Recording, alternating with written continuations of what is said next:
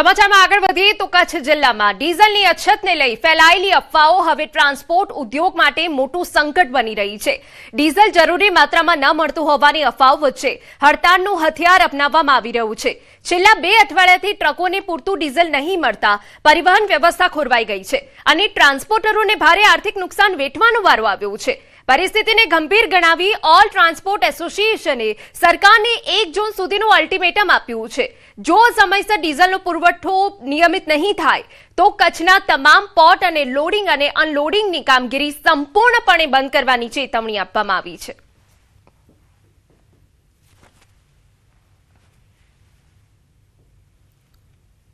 આ ડીઝલની શોર્ટેજના કારણે ટ્રાન્સપોર્ટરો, CHA association, MT park association, timber association, salt industries association આજે તમામ એસોસિએશનો સાથે મળી ચેમ્બર ઓફ કોમર્સ ગાંધીધામની આગેવાની હેઠળ અમે લોકોએ એવું નક્કી કર્યું છે કે જો કંપનીઓ, ઓઇલ કંપનીઓ પૂરો ડીઝલ સપ્લાય ન આપી શકવાની હોય તો અમે લોકો સ્વૈચ્છિક અમારા વાહનો, મશીનરી બધું અમે 1 તારીખથી ઊભું રાખવાનું નક્કી કરેલ છે। ટ્રાન્સપોર્ટના કારણે પોર્ટનો મુવમેન્ટ આગળ પાછળ થાય છે, જેને પૂરતું ઈંધણ નથી મળતું તો સ્વેચ્છાએ દરેક ટ્રાન્સપોર્ટરો, દરેક એસોસિએશનો બંધ કરવા ઈચ્છતા હતા, જેના કારણે આજે એક મહત્વની મીટિંગ ગાંધીધામ ચેમ્બર ઓફ કોમર્સમાં રાખી હતી કે કઈ રીતે અને કેમ ડીઝલ મળે, કારણ કે કોટાના કારણે પંપ વાળા બી પૂરું ડીઝલ નથી દઈ શકતા।